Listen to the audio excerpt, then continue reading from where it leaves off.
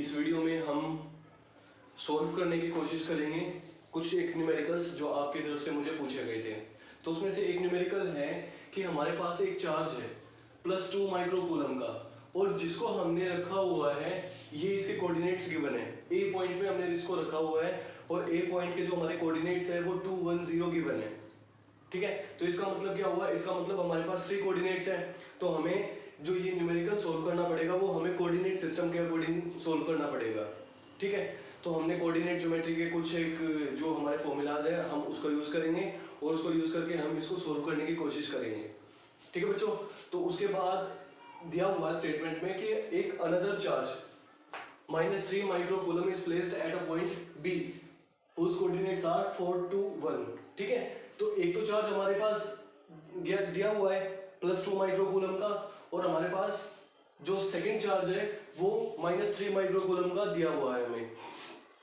तो जो हमारा फर्स्ट चार्ज है वो रखा हुआ है ए पॉइंट के ऊपर जिसके कोऑर्डिनेट्स ये दिए हुए हैं, और जो हमारा सेकंड चार्ज है वो हमारा बी पॉइंट के ऊपर रखा हुआ है, और उसके जो कोऑर्डिनेट्स गिवन है वो ये कोऑर्डिनेट्स हैं उसके हमें दिए हुए हैं। तो हमें कैलकुलेट करना है net force on a charge +5 microcoulomb. ठीक है बच्चों, तो हमें +5 माइक्रोकूलम का एक चार्ज है जो रखा हुआ है सी पॉइंट के ऊपर। तो हमें क्या करना है, हमें उस पॉइंट के ऊपर क्या निकालना है, नेट फोर्स फाइंड आउट करना है। ठीक है बच्चों, तो यहाँ पे हम क्या यूज करेंगे, हम यहाँ पे यूज करेंगे जो हमारा कूलम्स लॉ है वेक्टर फॉर्म में, हम उसको यूज करेंगे। ठीक है बच्चों, one more thing I want to tell you कि ये हमारा 3 कोऑर्डिनेट सिस्टम है। ठीक है, ये हमारा 3 कोऑर्डिनेट सिस्टम है, तो हम इस सिस्टम के अकॉर्डिंग, मतलब जो हमारा डायग्राम है जो हमारे 3 कोऑर्डिनेट्स है उसके अकॉर्डिंग हम बोर्ड पे उसको ड्रॉ नहीं कर सकते हैं। ठीक है, तो हमें वैसे ही मान के चलना पड़ेगा कि हमारे जो पॉइंट्स है वो यहाँ पे गिवन है। ठीक है, तो हमने सपोज कर लिया कि हमारे पास क्या है, ये हमारा कोऑर्डिनेट सिस्टम है। ठीक है, तो इस कोऑर्डिनेट सिस्टम पे हमारा यहाँ पे कोई एक पॉइंट है ए जिसके कोऑर्डिनेट्स गिवन है 2 1 0 2 1 0। ठीक है, और यहाँ पे हमारा कोई दूसरा पॉइंट है बी पॉइंट। ठीक है, और इस पॉइंट के जो हमारे कोऑर्डिनेट्स है वो 4 2 1 है, 4 2 1। बच्चों आपको पता है कि जो हमारे ये है वो एक्स एक्सिस को रिप्रेजेंट करता है, ये हमारा पॉइंट है एक्स एक्सिस को रिप्रेजेंट करता है, ये हमारा वाई एक्सिस को रिप्रेजेंट करता है, और ये हमारा जेड एक्सिस को रिप्रेजेंट करता है। ठीक है, 3 कोऑर्डिनेट सिस्टम है, तो हम इसको ऐसे नहीं ड्रॉ कर सकते हैं। ठीक है, तो एक थर्ड पॉइंट हमारे पास यहाँ हमने सपोज कर लिया कि हमारा सी पॉइंट है, और जो सी पॉइंट है उसके कोऑर्डिनेट्स गिवन है -1 3 2। ठीक है बच्चों, तो ये हमारे कोऑर्डिनेट्स हमें गिवन है। तो अब हमें क्या करना है, हमें फाइंड आउट करना है अब यहाँ पे कितना चार्ज गिवन है। इसमें जो चार्ज गिवन है वो 2 माइक्रोकूलम का चार्ज गिवन है। ठीक है, और बी पॉइंट है, बी पॉइंट के ऊपर जो चार्ज है वो -3 माइक्रोकूलम का है। ठीक है, और जो हमारा सी पॉइंट है, सी पॉइंट के ऊपर जो चार्ज गिवन है वो 5 माइक्रोकूलम का है। ठीक है बच्चों, तो ये हमें चार्जेस गिवन है। अब एक चीज देखो कि जो हमारा ये है, ये हमारा जो चार्ज है 2 माइक्रोकूलम का जो चार्ज है वो क्या करेगा, उसका इम्पैक्ट इसके ऊपर क्या पड़ेगा, वो इसके ऊपर फोर्स एक्सर्ट करेगा। अब देखो दोनों की पोलैरिटी है वो क्या है, वो सेम पोलैरिटी है ना। ठीक है, तो अगर दोनों की पोलैरिटी, अब मैं ना इसको यहाँ पे ड्रॉ करके दिखा रहा हूँ आपको कि क्या होगा। ये हमारा यहाँ पे रखा हुआ है, ये हमने सपोज कर लिया कि यहाँ पे रखा हुआ है, ये हमारा 2 माइक्रोकूलम का चार्ज है, ये हमारा -3 माइक्रोकूलम का चार्ज है, और यहाँ पे जो चार्ज है वो +5 माइक्रोकूलम का चार्ज है। ठीक है बच्चों, अब एक चीज देखो, ये जो फोर्स एक्सर्ट करेगा इसके ऊपर किस डायरेक्शन में, इस डायरेक्शन में ये फोर्स एक्सर्ट करेगा। ठीक है, क्योंकि दोनों की पोलैरिटी सेम है। ठीक है, और हमें पता है कि जो हमारे सिमिलर चार्जेस होते हैं वो क्या करते हैं, रिपेल करते हैं एक दूसरे को।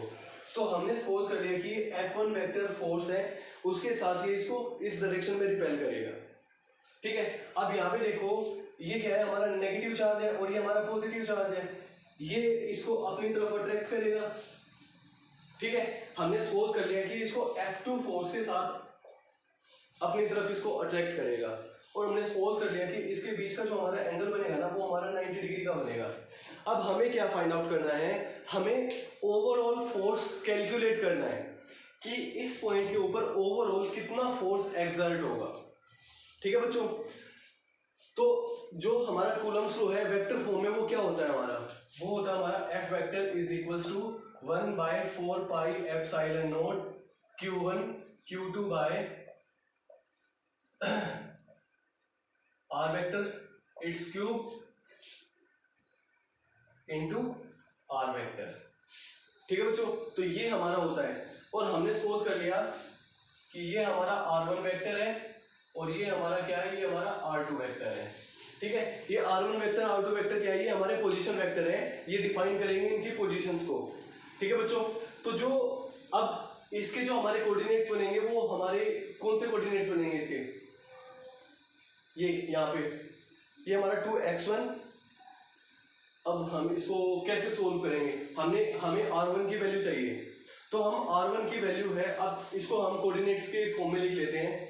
ठीक है, जो हमारा a है, a के हमारे कोऑर्डिनेट्स बनेंगे, ये बनेगा हमारा 2i cap plus j cap plus 0k cap. ठीक है, लिख लेते हैं हम इसको प्लस 0k कैप। ठीक है, जो b है, b के हमारे कोऑर्डिनेट्स बनेंगे हमारे, ये क्या 4 to 1 4 i कैप, मतलब हाँ 4i cap plus 2j cap plus k cap. ऐसे ही हमारा क्या है, ऐसे हमारा जो थर्ड कोऑर्डिनेट है वो c, वो ये है, तो इसकी वैल्यू है minus i cap plus 3j cap plus 2k cap. ठीक है बच्चों, तो ये हमारा ये वेक्टर फॉर्म में आ गया है। अब हमें पोजीशन वेक्टर निकालना है। ठीक है, इनके बीच की जो डिस्टेंस है वो हमें निकालनी है, तो हम कैसे फाइंड आउट करेंगे, उसके लिए हमारे पास फॉर्मूला होता है। ठीक है, जो हमारा r1 वेक्टर है उसको हम कैसे निकालेंगे, उसका हमारे पास फॉर्मूला होता है, वो क्या होता है x2 minus x1 i cap plus y2 minus y1 j cap plus z2 minus z1 k cap. ठीक है बच्चों, अब हम इन दोनों के बीच में निकाल रहे हैं, तो ये तो हमारा x1 हो जाएगा, ये हमारा y1 हो जाएगा और ये हमारा z1 हो जाएगा, ये हमारा x2 हो जाएगा, ये हमारा y2 हो जाएगा और ये हमारा z2 हो जाएगा। ठीक है, तो अब हम क्या करेंगे x2 माइनस x1, तो x2 की वैल्यू कितनी है -1 -2, तो कितना हो जाएगा -1 -2 i cap plus y2 minus मतलब y2 माइनस y1, तो y2 की वैल्यू हमारी यहाँ पे 3 है, 3 माइनस y1 की वैल्यू 1 है इंटू आई कैप हो गया, ये हमारा आ गया j कैप। ठीक है, ऐसे ही हम z की वैल्यू निकाल लेंगे, तो ये कितना आ जाएगा 2 माइनस 0, तो ये हमारा कितना आ जाएगा 2k कैप। ठीक है बच्चों, ये आ जाएगा हमारा, तो ये हमारी r1 की वैल्यू आ जाएगी r1 वेक्टर की।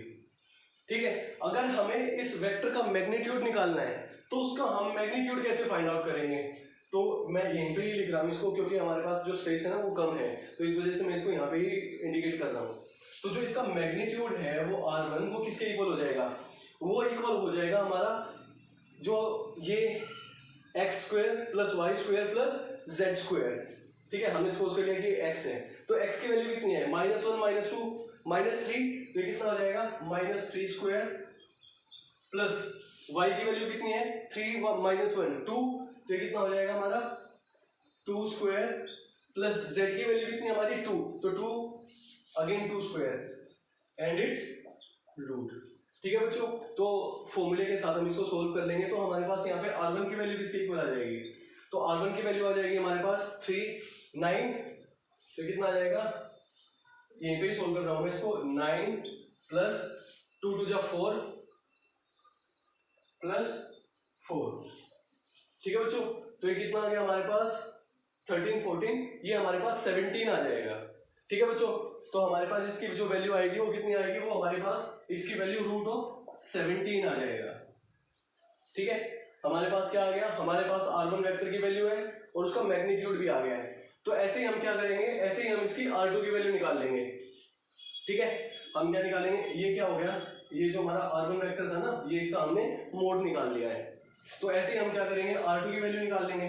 तो जो हमारा r2 वेक्टर है, r2 वेक्टर की वैल्यू क्या हो जाएगी, अब इस बारी यहाँ पे क्या होगा, ये हमारा x1 की तरह बिहेव करेगा, ये हमारा y1 और ये हमारा z1 की तरह बिहेव करेगा। ठीक है, तो ये कितना आ जाएगा हमारे पास x2 minus x1 means -1 -4 i cap plus 3 minus 2 J cap plus 2 minus 1 के कैप। ठीक है बच्चों, ये आ जाएगा। अब हमें क्या निकालना है, अब हमने इसका मैग्नीट्यूड निकालना है, मतलब हमने जो हमारा R2 वेक्टर है ना, इसका मैग्नीट्यूड निकालना है। तो उसका मैग्नीट्यूड हम कैसे निकालेंगे, जैसे हमने R1 वेक्टर का मैग्नीट्यूड निकाला था। तो इसकी वैल्यू कितनी हो जाएगी, -1 -4 कितना हो गया, -5। तो ये कितना आ जाएगा, -5 स्क्वायर प्लस ये कितना आ गया, 3 माइनस 2 1, तो ये कितना आ जाएगा 1 स्क्वायर प्लस 2 माइनस 1, तो ये कितना आ गया हमारा 2 माइनस 1, ये हमारा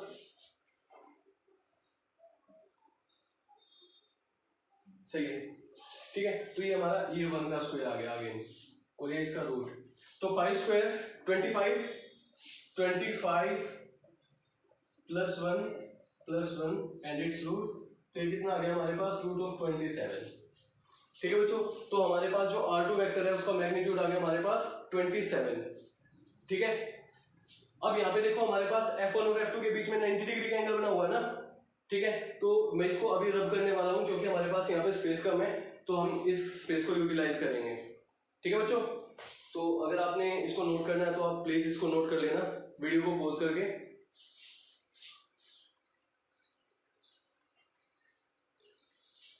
अब हमें क्या निकालना है, सबसे पहले तो हम F1 की वैल्यू निकालेंगे। ठीक है, तो जो हमारा F1 होगा, हमारा ये क्या होगा, F1 वेक्टर, तो ये होगा हमारा K, ये 1/4πε0 K के इक्वल होता है ना, तो ये हो जाएगा हमारा K Q1 Q2। अब Q1 F1 हमारा फोर्स इन दोनों के बीच में लगा हुआ है, इसके ऊपर चार्ज कितना है 2 माइक्रोकूलम, तो ये हमारा Q1 हो जाएगा, इसके ऊपर जो चार्ज है वो हमारा Q2 के इक्वल हो जाएगा, तो ये कितना हो जाएगा हमारे पास Q1। मैं इसको डायरेक्टली कर रहा हूँ। ठीक है, अब हमें पता है कि जो हमारी K होती है, K की वैल्यू कितनी होती है, 9 × 10⁹ into 2 microcoulomb means 2 × 10⁻⁻6 into 5 microcoulomb means 5 × 10⁻⁶ into Q1 Q2 by R vector. अब R वेक्टर की वैल्यू हमारे पास कितनी है, R1 वेक्टर की अब हम इसके लिए निकाल रहे हैं ना, तो इसका जो हमारा पोजीशन वेक्टर है वो हमारा R1 वेक्टर है, तो R1 वेक्टर की वैल्यू हमारे पास कितनी है, ये है हमारे पास इसकी वैल्यू, तो ये कितना आ जाएगी -1 -2 कितना आ जाएगा हमारे पास -3 I cap 2 plus 2 J cap और plus 2 K cap divided by इसका क्यूब ना, तो इसका क्यूब कितना हो जाएगा हमारे पास R1 मतलब जो हमारा R1 वेक्टर है, जो इसका मैग्नीट्यूड है, मैग्नीट्यूड का क्यूब हो जाएगा, तो इसका मैग्नीट्यूड कितना हमारे पास √17, तो ये कितना हो जाएगा √17 इट्स क्यूब। ठीक है बच्चों, तो जैसे ही हम इसको सॉल्व करेंगे, ठीक है, सिंपल इसकी कैलकुलेशन है, यहाँ से हम इसकी पावर्स को सोल्व कर लेंगे और यहाँ पे हमारे पास क्या आ जाएगा 17√17। ठीक है, या हम इसको सोल्व कर लेंगे। तो जैसे हम इसको सोल्व करेंगे तो बच्चों हमारे पास सोल्व करने के बाद क्या आएगा, ठीक है, तो जैसे हम इसको सोल्व करेंगे, सोल्व करने के बाद हमारे पास क्या आएगा, तो बच्चों यहाँ पे थोड़ा सा ना कोऑर्डिनेट्स है, कोऑर्डिनेट्स में थोड़ा सा मिसमैच हो गया था, तो यहाँ पे 1 नहीं है, यहाँ पे -1 है। ठीक है, तो इस -1 के हिसाब से तो क्या आ जाएगा हमारा 2 - 1, तो माइनस माइनस प्लस हो जाएगा, तो हमारे पास ये 3 आ जाएगा, 3 का स्क्वायर, तो 3 ये कितना हो जाएगा, 3 का स्क्वायर 9 हो जाएगा, तो ये हमारा 35 आ जाएगा। ठीक है, तो यहाँ पे ना थोड़ा सा स्टेटमेंट लिखने में थोड़ी सी प्रॉब्लम हो गई थी, तो ये है ना, ये -1 है ना कि हमारा +1 है। ठीक है, तो जैसे हम इसको सोल्व करेंगे, तो सोल्व करने के बाद हमारे पास ये वैल्यू आ जाएगी। ठीक है, और ये हमारे पास वैल्यू आने के बाद हम क्या करेंगे, ये वेक्टर भी है तो हम इसको यहाँ पे लिख देंगे, तो कितना आ जाएगा -3 I cap plus 2 J cap plus 2 K cap. ठीक है, तो ये हमारे पास क्या आ जाएगी, F1 वेक्टर की वैल्यू आ जाएगी। ऐसे हम क्या निकाल लेंगे, F2 वेक्टर की वैल्यू निकाल लेंगे। तो जो हमारा F2 वेक्टर है वो क्या आ जाएगा, अगेन सेम तरीका हम फॉलो करेंगे, K Q1 Q2 by mod of R2 cube into R2 vector. तो हमारे पास ये क्या आ जाएगा 9 इंटू 10 टू के की वैल्यू कितनी है 9 into 10 to the power 9 into value of Q1 and Q2। अब देखो जो हमारे पास F2 फोर्स लगा वो इन दोनों के बीच में लगा हुआ है ना, ठीक है। तो हमें क्या करना पड़ेगा Q1 और Q2 की वैल्यू कितनी है हमारे पास, जो B के ऊपर जो चार्ज होगा वो मल्टीप्लाई जो C के ऊपर जो चार्ज होगा। तो B के ऊपर कितना चार्ज है वो हमारे पास 3 into 10 to the power minus 6 into 5 into 10 to the power minus 6 into R vector की वैल्यू कितनी है हमारे पास, ये हमारे पास R1 की वैल्यू है, तो ये कितना आ जाएगा -5 I cap plus J cap plus 3 K cap divided by इसका क्यूब, ठीक है, रूट ऑफ 35 इट्स क्यूब, ठीक है बच्चों। तो हमारे पास ये आ जाएगा, ठीक है। तो हमारे पास ये आने के बाद क्या होगा, अब हम इसको सोल्व कर लेंगे। तो सोल्व करने के बाद हमारे पास जो वैल्यू आएगी वो कितनी वैल्यू आएगी हमारे पास, तो इसको जैसे हम सोल्व करेंगे तो हमारे पास वैल्यू आएगी हमारी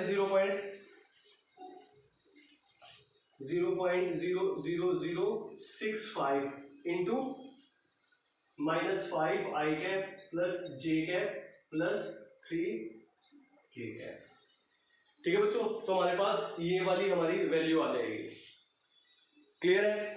अब इसके बाद हम क्या करेंगे, इसके बाद हम इसको अब हम F की वैल्यू कैलकुलेट करेंगे, ओवरऑल जो हमारा फोर्स है ना, हम ओवरऑल फोर्स की वैल्यू कैलकुलेट करेंगे, ठीक है। तो बच्चों अब तक जो हमने किया इसको एक बार आप नोट कर लीजिए, ठीक है। फिर उसके बाद हम आगे इसको सोल्व करेंगे।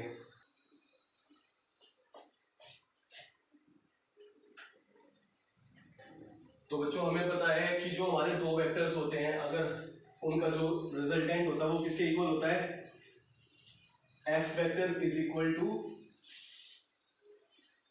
ये होता है हमारा F1 vector plus F2 vector, ठीक है।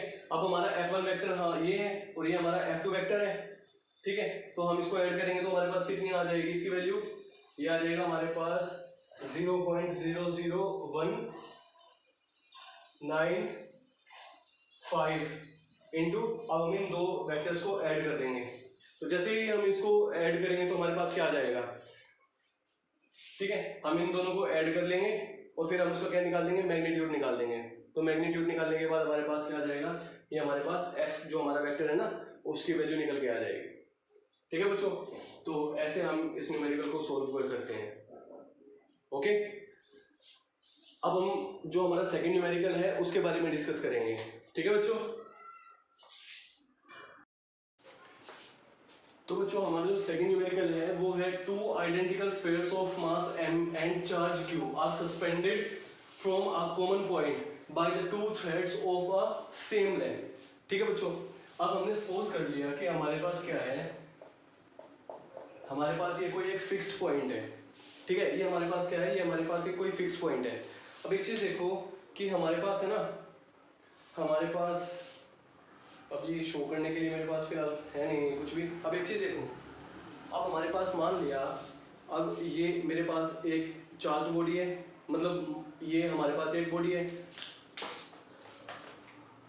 और ये क्या है, ये हमारी सेकंड बॉडी है, ठीक है। अब दोनों के ऊपर जो चार्ज है ना, दोनों का जो मास है वो भी सेम है और दोनों के ऊपर जो चार्ज है ना वो भी सेम है, ठीक है। अब ये चार्ज बॉडी है तो अब ये ऐसे सस्पेंडेड की हुई है किसी भी एक दो थ्रेड्स के साथ। ये हमने सपोज कर लिया जो ये जो हमारा ये बाकी का बचा हुआ पोर्शन है ना, ये हमने सपोज कर लिया कि इसकी थ्रेड है।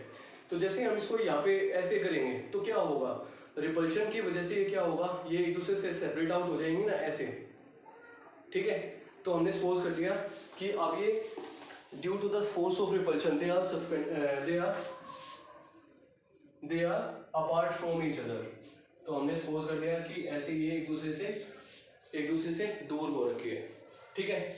और यहाँ पे ये क्या हो गया, ये हमने एक वर्टिकल लाइन ड्रॉ कर दी। और जैसे कि स्टेटमेंट में साफ साफ बोला गया है कि जो हमारी वर्टिकल लाइन है ना, उस वर्टिकल लाइन के साथ इसने थीटा एंगल बनाया हुआ है। तो हमने सपोज कर लिया कि एंगल इसका क्या है, थीटा, ठीक है। और जो दोनों की दोनों हमारे पास ये रोप है या स्ट्रिंग है या जो थ्रेड है, इन दोनों की जो लेंथ है वो कितनी है, वो L लेंथ है, ठीक है। अब अब हमने सपोज कर लिया कि यहाँ से लेके यहाँ तक की जो लेंथ है ना वो हमने टोटल 2x के इक्वल मान ली, क्योंकि ये जो वर्टिकल लाइन है, अब रिपल्सिव फोर्स सेम होगा तो जितना ये इसको रिपेल साइड में करेगी उतना ही डिस्टेंस इस वर्टिकल लाइन से इसकी होगी। तो हमने सपोज कर ली ये x है तो ये भी कितनी होगी, ये भी हमने सपोज कर लिया कि ये भी x के इक्वल है। ठीक है बच्चों, अब एक चीज देखो, अब जब कोई भी थ्रेड है जब हम उसको स्ट्रेच करेंगे तो क्या होगा, उसमें एक टेंशन क्रिएट होगी। ठीक है, तो यहाँ पे हमने सपोज कर लिया कि टी टेंशन है, वो यहाँ पे टी टेंशन क्रिएट हुई है। अब हमें पता है कि जो वेट होता है किसी भी बॉडी का वो वर्टिकली डाउनवर्ड डायरेक्शन में एक्ट करेगा। ठीक है ना, तो वो डाउनवर्ड डायरेक्शन में एक्ट करेगा तो इसका वेट की वैल्यू कितनी होगी, mg के इक्वल होगा। वेट हमारा mg के इक्वल होता है। ठीक है, अब हमने यहाँ पे भी एक वर्टिकल लाइन ड्रॉ कर ली, तो यहाँ पे क्या है, ये हमारा एंगल है वो कितने डिग्री का होगा, ये भी हमारा एंगल थीटा डिग्री के इक्वल होगा। ऑब्वियस सी बात है कि थीटा के इक्वल होगा, अल्टरनेट एंगल हो जाएंगे ना हमारे पास ये। अब हम क्या करेंगे, जो हमारा टी है ना, जो हमारी टेंशन है, हम क्या करेंगे उसको रिजोल्व कर लेंगे। ठीक है ना, हम क्या करेंगे इसको रिजोल्व कर लेंगे। तो हम इसको रिजोल्व कैसे करेंगे, इसको रिजोल्व कैसे करेंगे, तो जैसे हम इसको इस डायरेक्शन में रिजोल्व करेंगे तो हमें क्या मिलेगा, हमें मिलेगा T cos theta, T cos theta. जैसे हम इसको इस डायरेक्शन में रिजोल्व करेंगे तो हमें क्या मिलेगा, हमें मिलेगा T sine theta, T sine theta. ठीक है, तो बच्चों जो स्टेटमेंट है, स्टेटमेंट में साफ साफ बोला गया है कि दोनों की दोनों बॉडी है ना वो इक्विलिब्रियम में है। तो इक्विलिब्रियम में कब होगी, अब एक चीज देखो, mg को काउंटर बैलेंस कर दिया हमारे टी कोस थीटा ने। ठीक है, बट ये तो इसको इस साइड में लेके जाएगा ना, तो इसी वजह से इसके अगेंस्ट हमने सपोज कर लिया कि F is the amount of force that will act against the direction of this T sine theta. Clear है बच्चों, ये इसके अगेंस्ट एक्ट करेगा। तो अब हम क्या करेंगे, अब यहाँ पे देखो जो हमारी फर्स्ट इक्वेशन बन जाएगी वो हमारी ये बन जाएगी T cos theta is equal to mg के इक्वल हो जाएगा। तो हमने सपोज कर लिया कि हमारी फर्स्ट इक्वेशन है, और यहाँ पे जो हमारा f है वो किसके इक्वल है, टी साइन थीटा। तो ये कितना आ जाएगा, हमारा टी साइन थीटा है वो हमारा किसके इक्वल आ जाएगा, वो हमारा f के इक्वल आ जाएगा। तो जो हमारा कूलम्ब्स लॉ है, कूलम्ब्स लॉ के साथ हम इसको डायरेक्टली फाइंड आउट कर सकते हैं बच्चों। कैसे हम फाइंड आउट करेंगे इसको, अब हमारा जो कूलम्ब्स लॉ है उसके अकॉर्डिंग जो हमारा फोर्स होता है वो किसके इक्वल होता है, k q1 q2 by r square ना। r हमारी क्या होती है, डिस्टेंस इन दोनों चार्जेस के बीच में। ठीक है, अब यहाँ पे देखो हमारे पास q1 एंड q2 है, हमारे पास 2 चार्जेस है ना, और 2 चार्जेस हमारे पास क्या है, q अमाउंट ऑफ चार्ज तो यहाँ पे है और q अमाउंट ऑफ चार्ज है वो यहाँ पे है। ठीक है, तो ये किसके इक्वल हो जाएगा, ये हो जाएगा हमारा k q1 q2 हमारा क्या है, q इंटू क्यू, तो क्या हो जाएगा ये q स्क्वायर डिवाइडेड बाय इन दोनों के बीच की डिस्टेंस। तो इन दोनों के बीच की जो डिस्टेंस है वो हमारी कितनी है, x प्लस एक्स। तो ये किसके इक्वल आ जाएगी हमारी, ये हमारी 2x के इक्वल आ जाएगी और इसका ये स्क्वायर हो जाएगा। ठीक है बच्चों, अब यहाँ पे देखो कि जो हमारा कोस थीटा है यहाँ से, अभी ये हमारा कोस थीटा ना, तो हमारा कोस थीटा वो किसके इक्वल हो जाएगा, देखते हैं कि कोस थीटा हमारा किसके इक्वल हो जाएगा। यहाँ से देखो कि जो हमारा कोस थीटा होता है वो किसके इक्वल होता है, वो बेस बाय हाइपोटेन्यूज के इक्वल होगा। तो यहाँ पे हमारा बेस है वो कितना है, x है, हाइपोटेन्यूज की वैल्यू कितनी है, l है, ये हमारी l है ना। तो हम यहाँ से क्या करेंगे, x की वैल्यू निकालेंगे, तो जो हमारा x होगा वो किसके इक्वल हो जाएगा, वो हमारा l cos थीटा के इक्वल आ जाएगा। किसके इक्वल आ जाएगा, ये हमारा l cos थीटा के इक्वल आ जाएगा। तो अब हम क्या करेंगे, अब हम, ये हमारी फर्स्ट इक्वेशन है और ये हमारी सेकंड इक्वेशन है, तो हम जो हमारी सेकंड इक्वेशन है ना उसको डिवाइड कर देंगे फर्स्ट इक्वेशन के साथ। तो जैसे ही हम सेकंड इक्वेशन को फर्स्ट इक्वेशन के साथ डिवाइड करेंगे, नहीं बच्चों सेकंड इक्वेशन हमारी ये है ना कि ये, ठीक है, सेकंड को हम फर्स्ट के साथ डिवाइड कर देंगे तो क्या मिलेगा हमें, तो करो, तो ये कितना आ जाएगा हमारा T sine theta divided by T cos theta is equal to, ये f है ना, f की वैल्यू हमारे पास क्या है, k q square divided bye 2x का स्क्वायर है ना। अब हम क्या करेंगे, यहाँ पे इसकी वैल्यू पुट कर देंगे, तो ये हमारा कितना आ जाएगा 2l कोस थीटा ना, तो ये कितना आ जाएगा 2l cos theta square into ये mg, तो ये कितना आ जाएगा 1/mg होगा आ जाएगा। ठीक है बच्चों, तो हमारे पास अब यहाँ पे देखो t से t कैंसिल आउट हो जाएगा, ठीक है, अब हमें निकालना क्या है, अब हमने कैलकुलेट करनी है द वैल्यू ऑफ क्यू। तो हम यहाँ से है ना क्या करेंगे, क्यू की वैल्यू कैलकुलेट कर लेंगे। ठीक है, तो जो हमारी क्यू है यहाँ से क्यू की वैल्यू किसके इक्वल आ जाएगी, sine theta by cos theta, tan theta के इक्वल आ जाएगा। तो ये कितना आ जाएगा हमारा tan theta M G tan theta into ये कितना आ जाएगा हमारा, ये भी इसके साथ डायरेक्टली मल्टीप्लाई हो जाएगा। तो ये कितना आ जाएगा हमारा, ये 4l square cos square theta, ठीक है, cos square theta divided by के। तो ये हमारा किसके इक्वल आ जाएगा, ये हमारा क्यू स्क्वायर के इक्वल आ जाएगा। अब हम यहाँ से ना इसको भी कैंसिल आउट कर सकते हैं, क्योंकि जो हमारा साइन थीटा होता है वो किसके इक्वल होगा, साइन थीटा। अभी देखते हैं, तो एम जी नहीं सॉरी, ये टेन थीटा हमारा sign theta by cos theta होता है ना, कोस थीटा से कोस थीटा कैंसिल आउट हो जाएगा। तो हमारे पास बचेगा क्या, हमारे पास बचेगा sine theta into 4l square cos theta divided by k which is equal to q square. ठीक है बच्चों, अब देखो यहाँ पे ये 4 है, 4 को हम 2 इंटू 2 लिख सकते हैं ना। अब मैं ना बच्चों इसको जो डायग्राम है इसको इरेज करने वाला हूँ। ठीक है,